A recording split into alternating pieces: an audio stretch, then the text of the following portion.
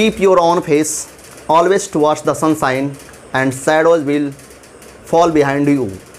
गौर से सुनिए मेरी बातों को, मैं जो बोला हूँ उस बात को गौर कीजिए कि मैंने क्या बोला। मैंने बोला keep your on face always towards the sunshine and shadows will fall behind you. यानी कहने का मतलब मैं कहना चाह रहा हूँ, अपना फेस जो है ना, अपना चेहरा जो है ना, हमेशा रोशनी की तरह रखिए, हमेशा प्रकाश की तरह रखिए, हमेशा सनशाइन की तरह रखिए। और शैडो जो है ना, छाया जिसको बोलते हैं आप लोग, वो हमेशा आपके साथ रहेगी। इसका अर्थ आप शायद नहीं समझे होंगे। मैं कहना क्या चाह रहा था वो थोड़ा समझिए। मैं कहना चाह रहा था कि आप अपना कर्म जो है, अपना काम जो है, जैसे पढ़ाई आप कर रहे हैं, आप स्टूडेंट हैं तो आप पढ़ाई कर रहे होंगे ना, तो हमेशा पढ़ाई करते रहिए, उसमें किसी प्रकार की कमी मत आने दीजिए। शैडोज़ जो है ना हमेशा आपके साथ रहेगी। शैडोज़ का मतलब मैं क्या कहना चाहा? शैडोज़ का मतलब मैं कहना चाहा कि जो आपके जो परिणाम है, आपके जो मंजिल है, आपके जो मुकाम है, वो हमेशा आपके साथ रहेगी। यानी सफलता आपको साथ रखेगी, सफल आप बनेंगे। यानी इस बात से कुछ समझे होंगे। और ये बात कोई आम व्यक्ति नहीं किए हैं, जिस व्यक्ति के चैप्टर आप पढ़ने जा रहे हैं उन्होंने किया है। और वो व्यक्ति का नाम आप लोग जानते होंगे, मैंने पहले भी घोषणा किया है कल कि आप लोग को चलेंगे। सॉन्ग ऑफ माई सेल्फ यानी वाल्ट हिटमैन साहब एक अमेरिकन व्यक्ति हैं। उन्होंने कहा था कि अपने चेहरे को हमेशा, चेहरा जो है, फेस जो है, हमेशा रोशनी की तरह रखिए, चमकाइए, ताकि आपका परछाई हमेशा साथ रहे। तो समझ गए होंगे।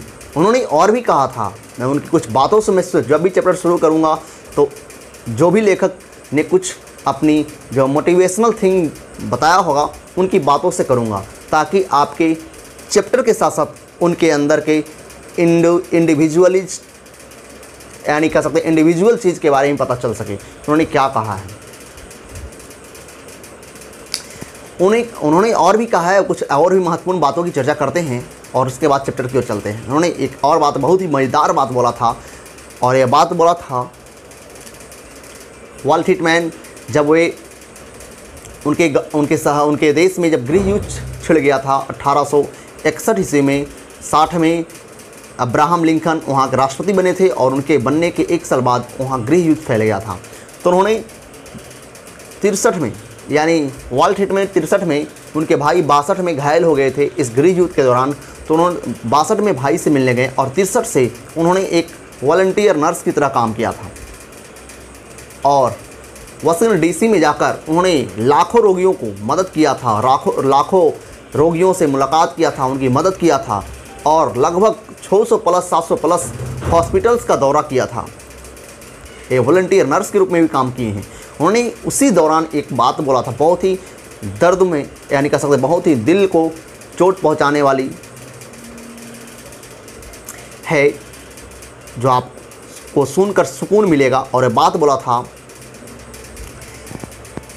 आई don't ask the wounded person how he feels. गौर सुनिएगा, I don't ask the wounded person how he feels, I myself become the wounded person. समझ गए होंगे अगर आप समझदार होंगे तो, नहीं तो फिर से मैं बोलता हूँ, समझिए। आई don't ask the wounded person how he feels, I myself become the wounded person.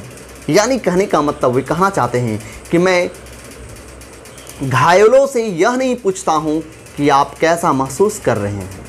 फिर सुनिए, मैं घायलों से यह नहीं पूछता हूँ कि आप कैसा महसूस कर रहे हैं, बल्कि मैं खुद उनके लिए घायल बन जाता हूँ।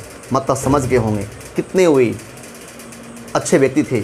यानी घायलों को देखकर वो खुद उनके सेवा में लग जाते थे, वो बिल्कुल घायल की तरह ही सेवा करते थे, इसलिए उन्होंने ये बात बोला था। तो चलिए हम लोग शुरुआत करते हैं आज वाल्ट हिटमैन का चैप्टर।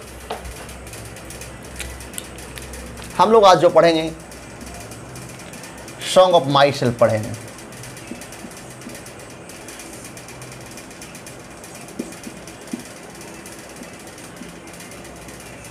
नाम से आप समझते होंगे,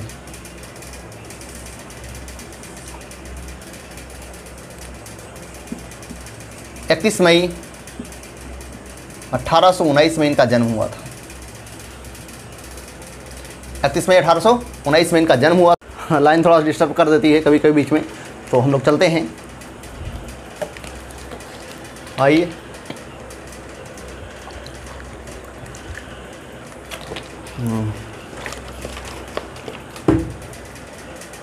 सॉन्ग ऑफ माई सेल्फ, स्वयं का गीत, खुद का गीत। वाल्ट हिटमैन, वास्तव में शुरू में इनका नाम वाल्टर था, वाल्टर हिटमैन था, लेकिन इनको इनके पिताजी जो थे ना वाल्ट बोल के पुकारते थे, वाल्ट कहकर पुकारते थे, इसलिए इनका नाम आगे चलकर वाल्ट हिटमैन ही प्रसिद्ध हुआ।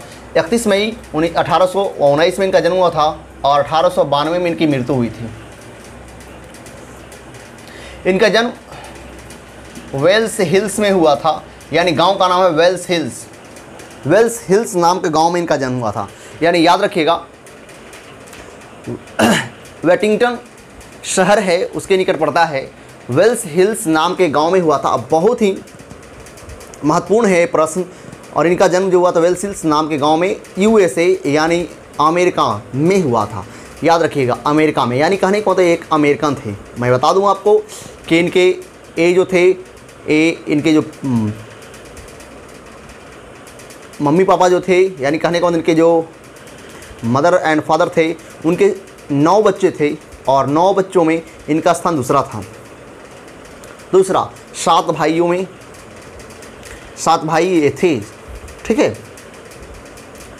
और एक महत्वपूर्ण बात ये भी जान लीजिए आप लोग कि लेखक जो जिनके बारे में आप लोग पढ़ने जा रहे हैं, ये अपने ज़िंदगी जब तक इनकी जीवन बची रही, जब तक ये जिंदा रहे, तब तक अमेरिका के इतिहास में और अमेरिका की धरती पर ये कभी भी इनकी काव्य, इनकी कविता, इनकी पोएम की कोई मान सम्मान नहीं हुआ।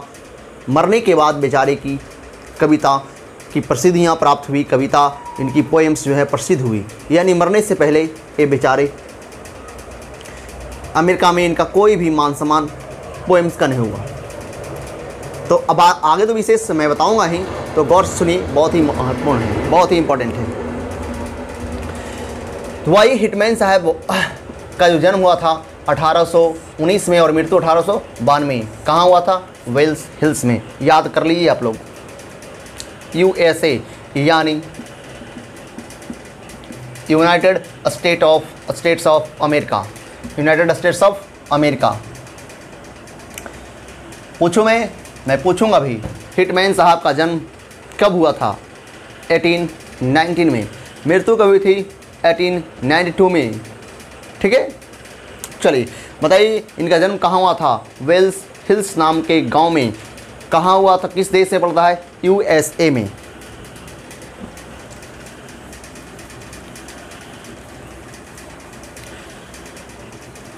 अभी इनके कुछ मोटिवेशनल थिंग्स के बारे में भी चर्चा हुई।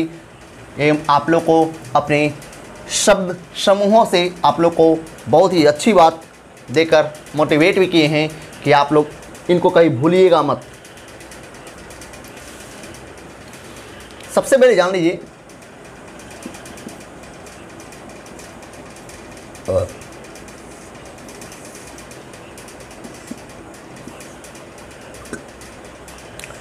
वाल्ट हिटमैन साहब का जो कविता का पहला संग्रह जो आया था 1855 में आया था, लिव्स ऑफ ग्रास नाम के बुक में। लिव्स ऑफ ग्रास,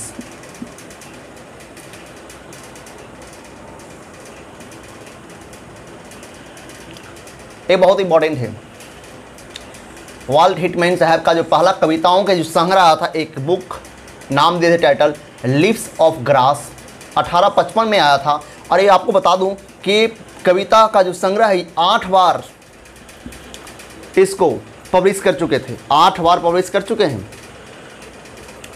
प्रथम बार जब इन्होंने पब्लिश करवाया, इनको पब्लिकेशंस के बारे में पूरी जानकारी नहीं थी, तो यहाँ तक इसको पब्लिश करने के लिए अपना घर तक भेज दिए थे और अपने पैसे लगाकर, यानी पब्लिकेशंस की कोई जानकारी नहीं थी कि पब्लिकेशन क्या होता है। जैसे आप लोग पब्लिकेशन के बारे में तो जानते ही होंगे, पब्लिकेशन क्या होता है।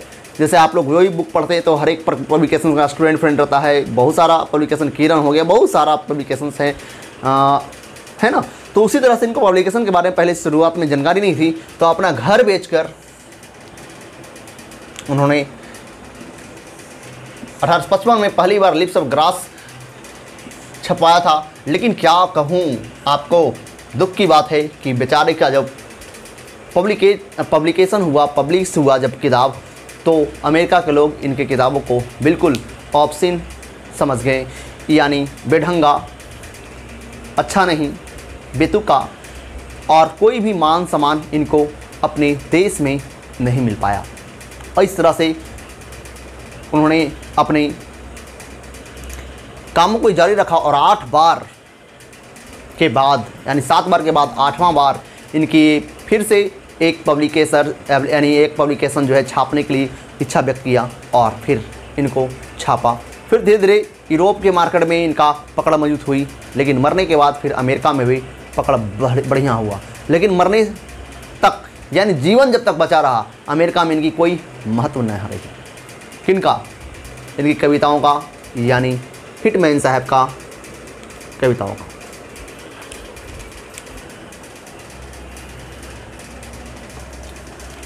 हिटमैन के बारे में और भी बातें बता रहा हूं, आप लोग सुनिएगा।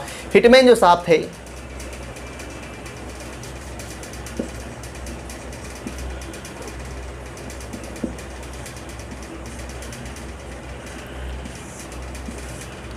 अपने स्कूली शिक्षा की शुरुआत की थी।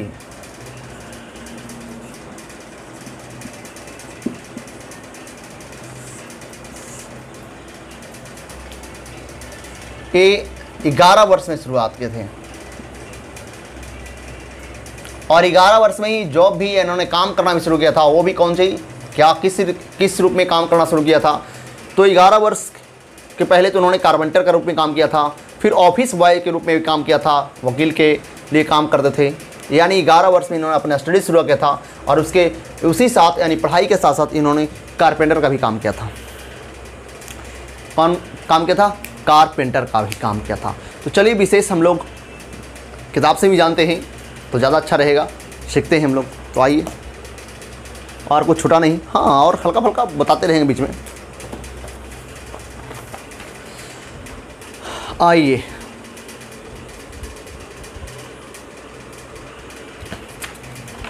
अगर है किताब तो निकाली नहीं, तो मैं स्क्रीन पर ला रहा हूँ, आप लोग उसको ज़रूर देखिए। एक एक पॉइंट टू दी पॉइंट में बोलूँगा और आपको उसको ध्यान से देखना है। Song of my self. चलिए,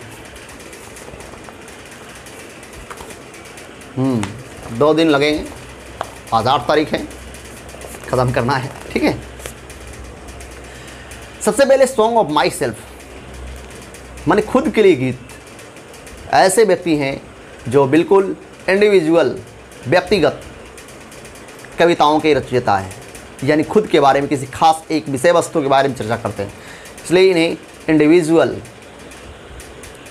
कवि के नाम से जानते हैं। तो जाइए हम लोग, Walt Whitman, he was born in 1819 and died 1892। जो आप लोग कोष्टक में जो लिखा हुआ है वह एक जन्म है, जो प्रथम राउंड में मिलेगा वो जन्म, और जो सेकेंड राउंड में मिलेगा हाइफन देकर वह मृत्यु है। तो हिटमैन साहब का जो जन्म हुआ 1819 ईस्वी में, मृत्यु 1892 ईस्वी में हुआ। देखिए आपके पास स्क्रीन पर सामने दिख रहा होगा किताब, उसको भी देखिए। He is called the people's poet, यानी अपने मन से यहाँ लगा दिए, यानी he is a people's poet, या आपको पीपल्स पोइट के नाम से आने थे। पीपल्स पोइट का मतलब समझते होंगे, लोक कवि, लोक कवि के नाम से जाने जाते थे। Is perhaps the most individualistic literary figure that America has ever produced. सुनिए गौर से, is perhaps the most individualistic literary figure that America has ever produced. कहते हैं इज परहैप्स, शायद हैं, द मोस्ट इंडिविजुअलिस्टिक माने सबसे बड़े, सबसे ज़्यादा व्यक्तिगत। लिटरेरी फिगर का मतलब होता है रचनाकार, यानी सबसे बड़े रचनाकार, रचयिताकार हैं शायद, दैट जिसे अमेरिका है जीवर प्रोड्यूस, जिसे अमेरिका ने शायद इनको जन्म दिया है, इनको यहाँ प्रोड्यूस किया है, पैदा किया है। यानी कवि के बारे में कहा जा रहा है कि एक ऐसे कवि हैं जो शायद ही व्यक्तिगत कविताओं के रचयिता हैं, जिसे अमेरिका ने इनको जन्म दिया है। अमेरिका धरती पर इन्होंने जन्म लिया है। He began working as a carpenter before his 12th birthday। देखिए, मैं यही बात बोल रहा था भाई, 11 वर्ष में इनका स्कूली शिक्षा शुरू हुई थी। यानी he began, यानी इन्होंने शुरू किया वर्किंग एज ए कारपेंटर, यानी कारपेंटर का काम शुरू किया बिफोर हिज 12th बर्थडे, यानी 12वीं वर्षगांठ, 12वीं जन्म दिवस मनाने से पहले इन्होंने 11 वर्ष में ही, यानी 12वां शुरू होने से पहले इन्होंने कारपेंटर का काम शुरू किया था। यानी इनको फैमिली बैकग्राउंड को मजबूत करने के लिए घर के कामों या घर के लिए इन्होंने काम शुरू किया था कारपेंटर के रूप में। कहते he also worked as a printer, इन्होंने प्रिंटर का भी काम किया था। प्रिंटर समझते हैं ना, प्रिंटर छपता तब है। टीचर के रूप में भी काम किया एंड एडिटर के रूप में, संपादक, एडिट जो करता है न्यूज़ वगैरह जो लिखता है उसको एडिटर कहते हैं। And was volunteer nurse during the civil war, और अभी भी मैंने चर्चा भी किया था कि और अमेरिका में एक गृह युद्ध फैला था, अभी भी मैं बताया था 61 में फैला था।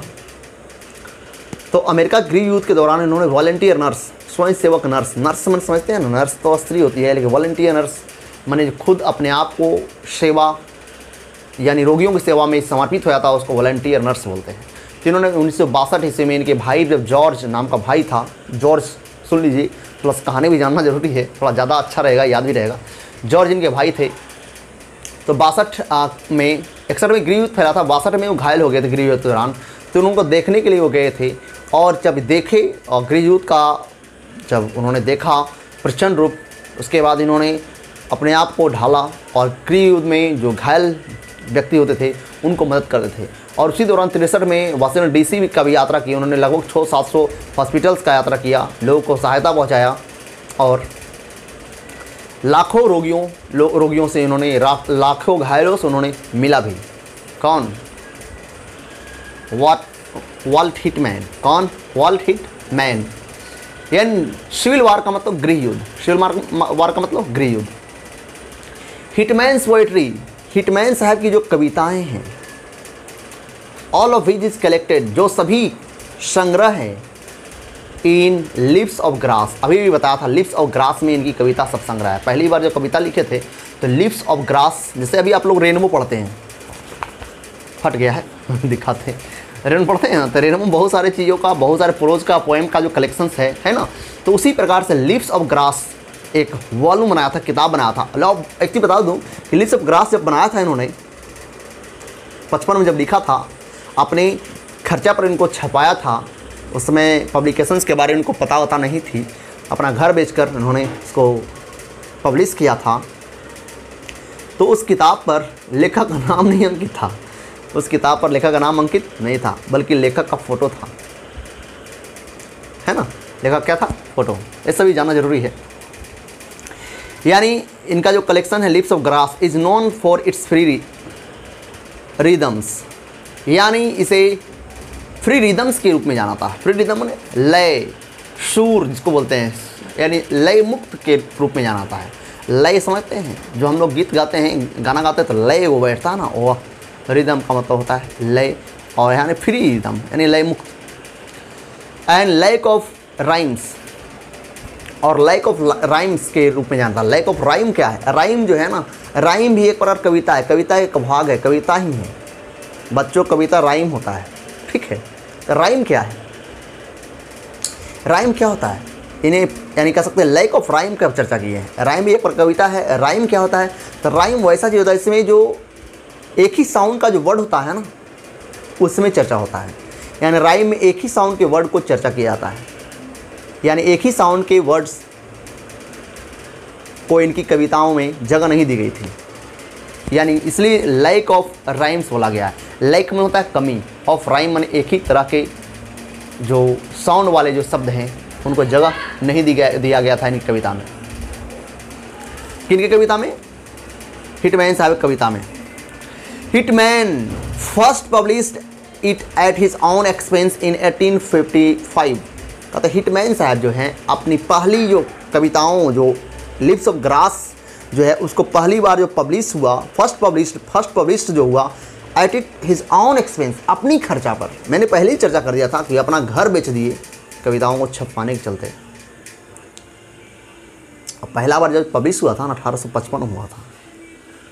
हाउएवर, हालांकि the free form of the poems, जो कविता के रूपों से जो मुक्त है, and the joyful dedications to the importance of individual were not well received at first. कहते हैं हालांकि the free form of the poems, कविता के रूपों से जो मुक्ति है इनकी कविता जो है, एंड और द जॉयफुल डेडिकेशंस, आनंददायक dedications to the importance of the individual, यानी व्यक्तिगत के महत्व के आनंददायक स्वरूप, आनंददायक डेडिकेशंस यानी समर्पण को हालांकि were not well received at first, शुरू में अच्छा रिसीव नहीं हुआ, माने लोग इसको अच्छा नहीं माने, सही नहीं समझे, उसको महत्व नहीं दिए। यानी इनकी पहली बार जब कविता छपी थी 1855 में, लिप्स ऑफ ग्रास का जब वॉल्यूम पूरा कविताओं का वॉल्यूम है, शुरू में पब्लिक इनको जगह नहीं दिया। पब्लिक की जगह देना मतलब समझते होंगे आप लोग, इम्पोर्टेंस नहीं दिया। इसके अंदर जो जॉयफुल डेडिकेशन जो था उसको वैल्यू नहीं दिया, समझ नहीं पाया, परख नहीं पाया। कहाँ के लोग? अमेरिका के लोग। इन फैक्ट वास्तव में his collections of poems cost hitman his job. कितना अच्छी बात बोली गई है। कहते हैं वास्तव में हिटमैन साहब का जो कविता है, इन फैक्ट वास्तव में हिज कलेक्शंस ऑफ पोएम्स, इनकी जो कविताओं की जो संग्रह थी, cost hitman his job, hitman साहब की जॉब को बलि चढ़ाना पड़ा। जॉब को बलि चढ़ाना माने इनको जॉब, उसके लिए कविताओं के लिए इनका जॉब गंवाना पड़ा। As it was taken to be obscene, जैसा कि इनकी कविता को ऑब्सेन माना गया। ऑब्सेन का मतलब असंगत माना गया, बेढंगा माना गया, बेतुक्का माना गया, अच्छा नहीं माना गया, लोगों का पसंदीदा नहीं हुआ और इनके जॉब से भी हाथ गंवानी पड़ी। इनका बलि का बकरा कौन बन गया? इनका जॉब। कहते इन 1881 ईस्वी में आफ्टर मेनी एडिशंस, बहुत सारे एडिशंस जो हैं इनके बताए हुए किए कि 7-8 बार छपा है, 8 बार छपा है, यानी 6-7 बार छाप लिया होगा, 7 बार। तो बहुत सारे एडिशंस के छापने के बाद lips of grass, finally lips of grass नाम का जब वॉल्यूम था, अंततः फाउंड ए पब्लिशर, एक पब्लिशर मिला, एक संपादक मिला, विलिंग टू प्रिंट इट, इसको छापने के लिए इच्छा जाहिर किया कि भाई हम छापेंगे। शायद उसमें कुछ परिवर्तन, 7 बार में कुछ ना कुछ परिवर्तन तो हिटमैन साहब लाए ही होंगे, कुछ माहौल भी देखे होंगे उसमें, कुछ जो अमेरिकन इंडिविजुअलिज्म की जो चर्चा होती है उसमें कुछ बढ़ावा किए होंगे। इस तरह से छापने के लिए तैयार हुआ। अनसेंसर्ड का मतलब कह सकते हैं अपरिवर्तनीय, यानी कह सकते हैं पहले जैसा था उसी तरह से वो छापना चालू किया, छापने के लिए इच्छा जाहिर किया। कौन? एक पब्लिशर इच्छा जाहिर किया।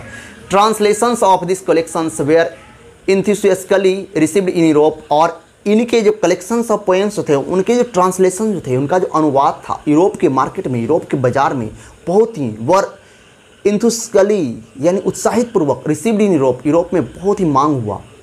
बट हिटमैन साहब जो हैं रिमेन्ड रिलेटिवली अनअप्रिशिएटेड अमेरिका, लेकिन हिटमैन साहब जो हैं तुलनात्मक दृष्टिकोण से अगर बात की जाए, यूरोप और अमेरिका की तुलना अगर की जाए तो तुलनात्मक दृष्टिकोण से अपनी ही धरती पर, अपने ही देश में, अपने ही अमेरिका की धरती पर वो अनअप्रिशिएटेड रहे। अनअप्रिशिएटेड का मतलब अप्रशंसनीय, यानी कह सकते हैं उनकी कविताओं को कोई प्रशंसा नहीं मिल पाया। It was only after his death, लेकिन उनके मृत्यु के बाद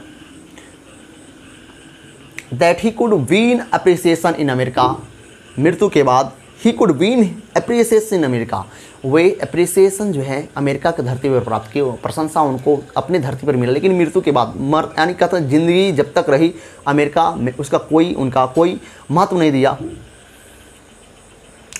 for his original and innovative expression, उनके ओरिजिनल माने असली समझते हैं, एंड इनोवेटिव एक्सप्रेशन, और जो नया इनोवेटिव ने नई नई रिसर्च वाली जो एक्सप्रेशन था कविताओं में, उसको अमेरिका में भी उनका अप्रिसिएशन मिला, अमेरिका में भी वे अप्रिसिएट हुए। ऑफ अमेरिकन इंडिविजुअलिज्म, यानी अमेरिका में भी उनके कविताओं के जो व्यक्तिवाद, किसी खास एक विषय बिंदु पर जो चर्चा करते हैं, व्यक्तिवाद जिसको बोलते हैं, उसके लिए अमेरिका में भी वो अप्रिसिएट हुए। लेकिन मरने के बाद his important works include lips of grass, इनका जो इम्पोर्टेंट जो रचनाएं हैं, जो महत्वपूर्ण रचनाएं तो बहुत सारे, इनका इम्पोर्टेंट जो रचना है तो पहले ही बताए हैं, और वर्क्स होने यहाँ रचना होता, ठीक है। लिप्स ऑफ ग्रास है जो 1855 में इन्होंने पहली बार संपादित किया था, एंड ड्रम टैप्स 1866 में। इस तरह से आज इस लेखक के बारे में चर्चा हुई। मैं क्वेश्चन पूछूंगा आप लोग से, बताइए हिटमैन साहब का जन्म कहाँ हुआ था, अमेरिका के किस गांव में? 5 सेकेंड, 1 2 3 4 5, बिल्कुल वेल्स हिल्स में। बताइएगा हिटमैन साहब पहली बार जो अपना पब्लिश किए थे पोएम का जो है वॉल्यूम, वह उसका नाम क्या था? बताइए जल्दी। ड्रम टैप्स या लिप्स ऑफ ग्रास? बिल्कुल अच्छा, बहुत अच्छा, लिप्स ऑफ ग्रास था। 3rd नंबर क्वेश्चन जा रहा है आपको, बताइए लिप्स ऑफ ग्रास को पहली बार पब्लिश कब किया गया था? बिल्कुल 1855 में। और इसको जब दोबारा पूरी तरह से अगर इनको तो पहली बार में कह सकते हैं कि उतना महत्व नहीं दिया गया था, लेकिन दूसरी बार जब छापने के लिए तैयार हुआ था पब्लिशर, वह कब किया था? कौन ईस्वी के बाद? 1881 ईस्वी के बाद। चलिए मैं पूछता हूँ, हिटमैन साहब का जन्म कहाँ हुआ था, किस देश में, किस देश के वासी हैं? इंडिया, अमेरिका, चीन या जापान? बिल्कुल अमेरिका। बताइएगा हिटमैन साहब कितने वर्ष में स्कूली शिक्षा एवं काम शुरू किया था? बिल्कुल 11वां वर्ष से ही, यानी 12 वर्ष से पहले। चलिए हिटमैन साहब जो है किस प्रकार कविता को लिखते हैं? इंडिविजुअलिज्म या सुपरनेचुरल या साइकोलॉजिकल? इस तरह के ऑप्शंस रह सकते हैं, तो बिल्कुल आप क्या बोलेंगे? इंडिविजुअलिज्म, ठीक है, कोई दिक्कत नहीं होना चाहिए। और भी क्वेश्चन करते हैं, कोई दिक्कत नहीं, आपका राज है और मेरा राज चल रहा है भाई। बताइए हिटमैन साहब का मृत्यु कब हुई थी? 1819, 1820, 1890, 1892? अच्छा आप बोलेंगे 1819? नहीं, 1892 में मृत्यु हुई थी, जन्म हुई थी 1819। चलिए